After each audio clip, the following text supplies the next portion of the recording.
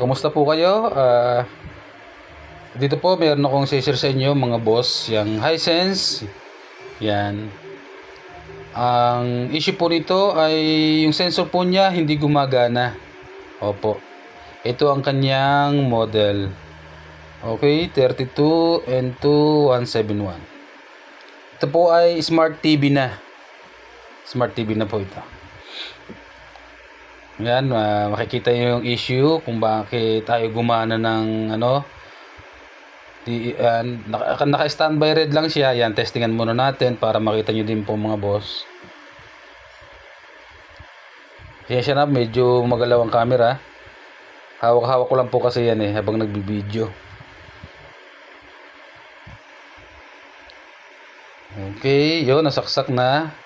Yan, mapapansin nyo po, butas na yung kanyang switch button Ayan, tapos yan, tinetesting ko rin sa remote. Kahit anong remote na rin po na compatible, ay talagang gumana dyan. Mapapansin nyo po mga boss, na pag tinapat ko sa camera, blinking yung sensor ng remote. Meaning po niyan, good po ang remote natin. Gumagana ng maayos yan pagka ganyan. Kahit itry nyo din po sa sarili nyong remote, dyan yung malalaman kung nagana o hindi. So dyan pa lang may problema na. Ayaw gumana ng TV sa remote, hindi ma-sense ng TV. Okay, yan. Ito po, ayan, tinutok ko na yung ating camera diyan. Tanggal na po yung kanyang button, yung switch niya. Ayan. Lumabas na rin yung mga parts niya. Okay, yan po ang ating i-repair ngayon. Ayan, dito nabuksan ko na ang unit. Kung meron po kayong mga ganitong issue mga boss, ito meron kayong reference meron kayong guide kung paano ang gagawin. Step by step makikita nyo po kung paano. Panoorin nyo lang po mula umpisa hanggang dulo. Makakuha kayo ng idea dito. Okay. Yan, dito kinakalas ko na yung mga wire. Kasi ang kailangan lang natin dyan mga boss, yung switch nya. Yung switch tsaka yung sensor, magkasama po yan dyan. Yan.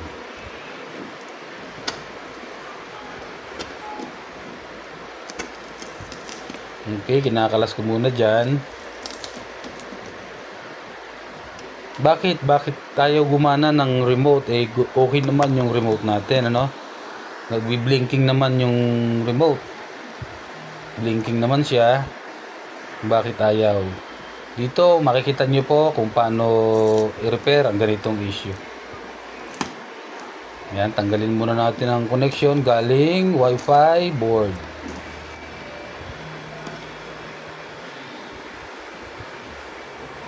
Okay. Unang-una po sa lahat, kung kayo newbie, magbubukas kayo ng inyong TV, siguraduhin nyo po na hindi nakasaksak ang unit nyo Ingat po kayo, mag-ingat kayo kasi may kuryente po yan. Kahit po yan nakabunot na sasaksakan, yung capacitor po niya na malaki, mayroon po yan. Ingat kayo, mag-ingat. Yan dito, yan. Okay.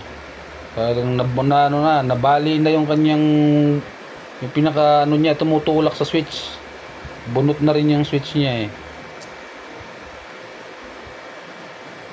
Yun. Pagka po kasi ganyang open na yung kanyang parts, prone na kasi yan o kaya sa mga umido, yan. Kumbaga expose na yung parts niya. Wala na pag nahawakan, yun, nagkakaproblema ang parts. Pag nahawakan yung buton, siguro kakahawak nila, basa ang kamay, kakapindot ang kakapindot, natanggal, tapos naapektuhan siguro ang parts. Ganun po yun. Dito, dyan wala pa akong idea kung ano ang problema, kung ang tunay na problema, kung bakit tayo hindi makuha ng remote, hindi ma-sense ng remote papuntang TV. Yan, dito po, makikita nyo, yan, ang mga parts nya. Okay, at dito, nag-voltage check na ako mga boss. Yan. Yan, dito po, galing yan sa main board, sa board natin, sa power board, sa main board. Yan, tapos ang kabila niyan, yan, ito po, tingnan nyo na lang, missing po ang voltahe natin yung sa sensor. 5 volts tapos 0 volts. Dapat po ay 5 volts din ang out. Ayan po, yan. Yan. Wala po tayong nakuhang voltahe doon. Okay. Kaya ito ang ginawa kong solusyon dyan. Dahil missing po ang ating 5 volts. Yan. Naglagay po ako ng jumper papunta doon sa supply ng sensor. Safe po yan. Safe naman po yan. Opo. Wala naman pong ano dyan. Okay. At doon ay jumper ko na. Nalagyan ko na ng jumper. Dito for testing na kung mababasa na yung ating remote. Mahirap po kasi maghanap ng ganyang ganitong sensor tsaka yung na magkasama na. Tapos sa same model lang kayo makakita. Pero kung magagawa nyo po, gawin nyo. Kayang-kaya nyo po yun. Simple lang naman, sundan nyo lang yung aking video.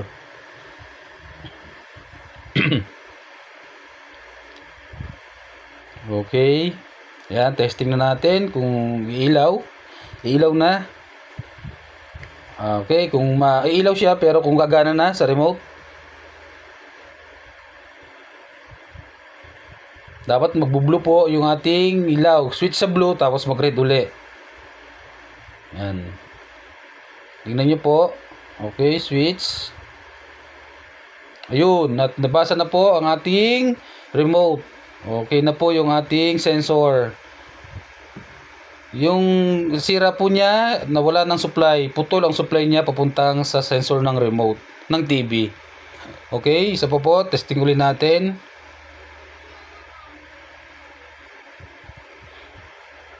Ito po ay simpleng tutorial lang, pero kung may ganito kayong issue, makakatulong pong malaki sa inyo. Reference nyo, guide nyo po ito.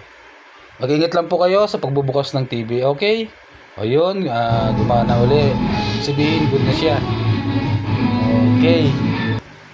Ngayon, siyempre, sira po yung kanyang buton, yung switch button niya.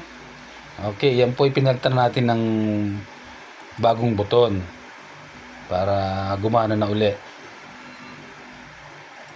Okay, yun na. Nilagay na.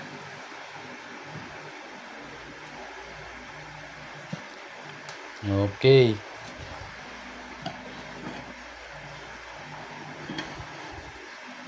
Ang ginamit ko po dyan, hot air. Hot air ginamit ko pa sa pagtanggal. Tapos sa ilalim ko po siya ininitan. Tapos sa taas ko siya binunot. Ganun po. Ganun po pagtatanggal ng mga ganyang hybrid switch. Sa ilalim nyo siya i-hot air. Tapos kunin nyo siya sa taas. Para hindi magtalsikan ng part sa ibabaw.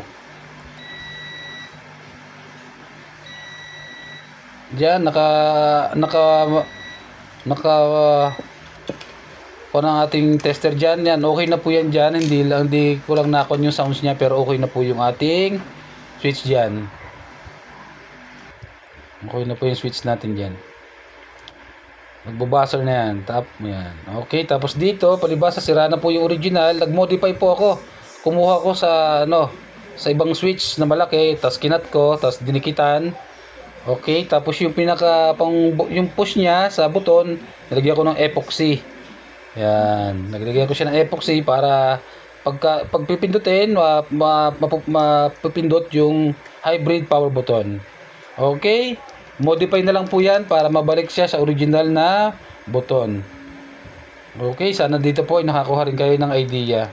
Kahit wala kayong mahanapan, maraming pong paraan kung paano ibalik sa original ang power button. Okay, yan.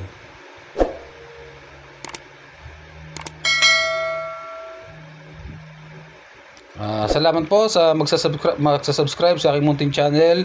Sir, ma'am, thank you po. Salamat po.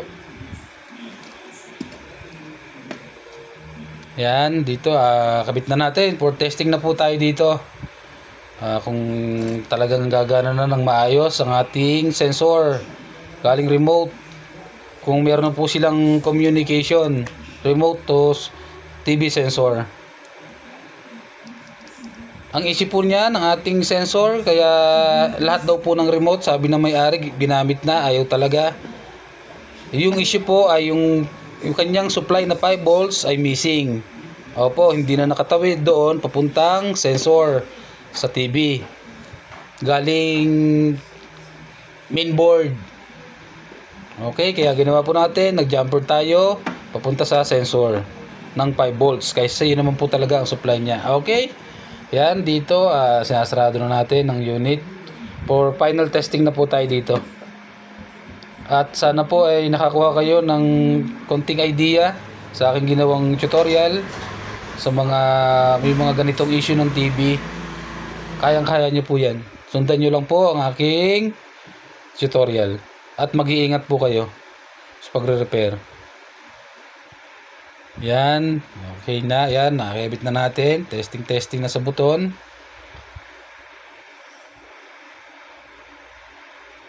Okay. Pasensya na po, medyo magalaw ang camera. Okay, testing na po natin. Sorry po sa camera, medyo shaky eh. Hawak ko po kasi yan. Yun, standby na. Ngayon, testing natin sa remote. Kung mabubuhay na yung TV. Yun na po at okay na talaga ang ating unit. Na-restore na po natin ang sensor. Pwede na po yan ma-on sa switch button at sa remote. Okay. Marami na pong remote ang tinesting dyan na mayari. Wala po talagang gumagana. Dahil kaya walang gumagana, wala po, sira po ang sensor, missing supply. Okay, gana na yung mga volume natin, volume up, volume down. Okay, nabalik na po natin ang unit sa tamang kondisyon niya. Makagamit na rin ng maayos ang kanyang TV. Okay po, nakarating po, umabot po sa video na ito. Salamat po sa panonood sa inyo mga boss, mga madam. Thank you po sa panonood sa aking channel. Kung umabot kayo sa video na kung dito na ito, sana po may nakuha kayong idea sa aking pagre-repair. Marami pa po akong i-upload mga boss. At standby lang po kayo. Marami pa po akong i-share. Yun, at okay na po ang ating unit.